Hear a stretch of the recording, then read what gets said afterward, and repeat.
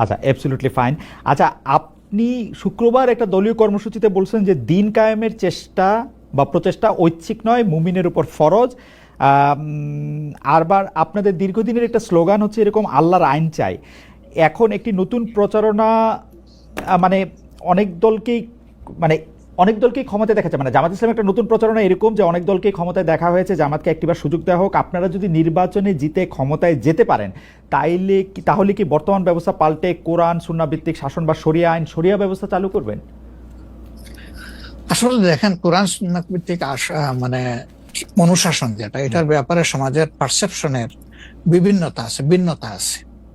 আমাদের বাংলাদেশের যে সংবিধান আছে, এই সংবিধানের অনেকগুলা আর্টিকেল, অনেকগুলা ধারা উপধারা কোরআনের সেন্সের সাথে পুরোপুরি মিলে যায়, এটার সাথে কোনো ডিফারেন্স নাই।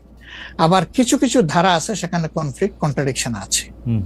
তো ওরকম পরিবেশ পরিস্থিতি যখন আসবে, জনগণের প্রত্যাশার আলোকে এটা মানে সবার সাথে ইন্টারেক্টিভ হয়, সবাইকে সাথে নিয়েই ইনশাআল্লাহ ভালো জিনিসগুলোকে আমরা ইনপুট দেব আল্লাহ থেকে।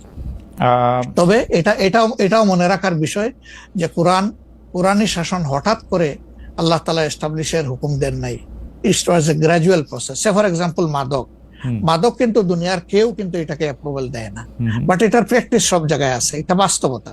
তো সেই মদ যখন হারাম ঘোষণা করা হয়, নিষিদ্ধ করা হয়, তখন কিন্তু 3 পর্যায়ে গিয়ে চূড়ান্তভাবে এটা নিষিদ্ধ করা হয়েছিল।